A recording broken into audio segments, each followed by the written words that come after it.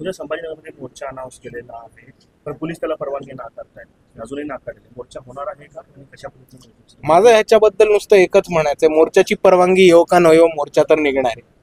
पण दुसऱ्या बाजूला पोलिसांनाच जर इतके लिगल कारवाई करायची असेल तर ज्या संघटनेच्या विरुद्ध आम्ही कारवाई करतोय आणि मोर्चा काढतोय ती संघटना जरा लिगल आहे का लोकांना सांगावं एकदा.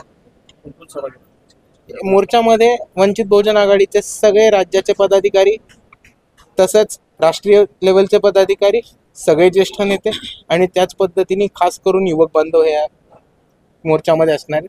आणि औरंगाबादमध्ये मोर्चा असल्यामुळे लोकल टीम्स तर पूर्ण ताकदीने उतरतील. बाळासाहेब किंवा आपण स्वतः असणार आहे? मी स्वतः असणार आहे, बाळासाहेबांच्या शेड्यूलवरती आहे. सर, एकनाथ शिंदेने असं पण म्हणलंय की राष्ट्रभक्त आणि देशभक्त अशी संघटना RSSला संबोधतात. तुम्ही त्या संघटनेला बंदीवर तुम्ही मोर्चा करताय, तर एकनाथ शिंदेचं वक्तव्याकडे कसं बघता? राष्ट्रभक्त आणि देशभक्त RSS दोन्ही म्हणून नाही बघत मी, स्वतःचे भक्त, एका धर्माचे भक्त म्हणून त्यांच्याकडे बघतो आणि त्याच्याहून मोठं त्यांना मी मनुवादाचे कपटी असं म्हणून बघतो. आणि त्यामुळे ते राष्ट्राचे किंवा धर्माचे नाही तर ते जातीवादाचे कपटी आहे, तेवढंच मी म्हणते. संघाच्या बाबतीत दक्षिण भारतामध्ये एक प्रकार घडला होता, एका तरुणानं आत्महत्या केली. त्याच्यामध्ये एक पत्र लिहिलं होतं की संघाच्या शाखेमध्ये काही अन्याय अत्याचार त्याच्यावरती झाले.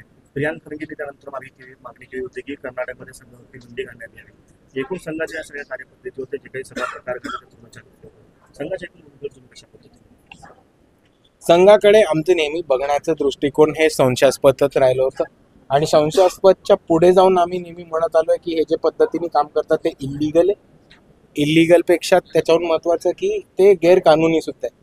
ज्या पद्धतीने RSSच्या दसऱ्या पूजेला शस्त्राचे पूजन होतं, ज्या पद्धतीने अजूनही ते कुठल्या सेक्शनखाली रजिस्टर्ड आहेत, ते कुठल्या नावाखाली मोबिलायझेशन करतात, ते जो फंड उभवतात त्याच्यावरती टॅक्सेस देतात का, तो जो फंड उभा करतात त्या टॅक्सेसची पोचपावती किंवा आकडे तरी इन्कम टॅक्सला कळतो का, एवढ्या सगळ्या महत्त्वाच्या प्रश्नांवरती कोणीच बोलत नसताना ही संस्था लिगल कशी, हा एक मोठा प्रश्न सर्वांनाच उभा राहतो. सर, 1 नोव्हेंबरला जे आहे महाविकास आघाडी जे आहे निवडणूक आयोगावरती जे आहे मोर्चा काढणार आहे, मतदारांचा खोड ते EVM मशीनच्या विरोधात.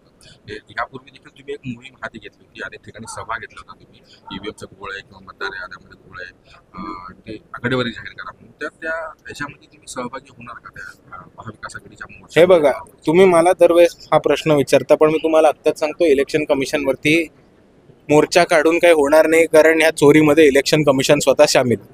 तुम्ही चोराच्या घरी जाऊन मोर्चा काढून काढला आणि म्हणायला लावलं त्याला की तुम्ही चोरात, तर ते नाही म्हणणार आहेत. आम्ही महाविकास आघाडीच्या सगळ्या घटक पक्षांना एक वेगळी ऑफर दिली होती की जेव्हा Balasaheb Ambedkar 76 lakh missing voters, 76 lakh additional वोटर्सची जी घोटाळा होता ते घेऊन सुप्रीम कोर्टाकडे गेलेले, तेव्हा आम्ही त्यांना म्हटलं होतं की आमच्याकडे 76 लाखचा डेटा आमच्या पद्धतीने ट्रेस झालाय, तुमच्याकडे जी माहिती असेल, तुमच्याकडे ती डेटा असेल, तो आम्हाला पुरवा, आमची केस सुप्रीम कोर्टामध्ये स्ट्रॉंग बनवायला मदत करा. तेव्हा सुप्रीम कोर्टामध्ये किंवा कोर्ट कचेरीमध्ये मदत करायला एकही पक्ष आला नाही.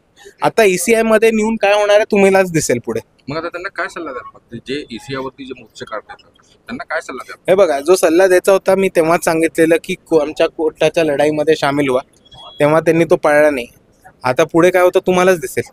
कोर्टावर विश्वास आहे का? म्हणजे कोर्ट देखील पिकलं गेलं असं देखील स्टेटमेंट येतात, विधानं येतात. ज्यांनी विधानं दिली त्यांना विचारा, माझं तर हे विधान नव्हतं.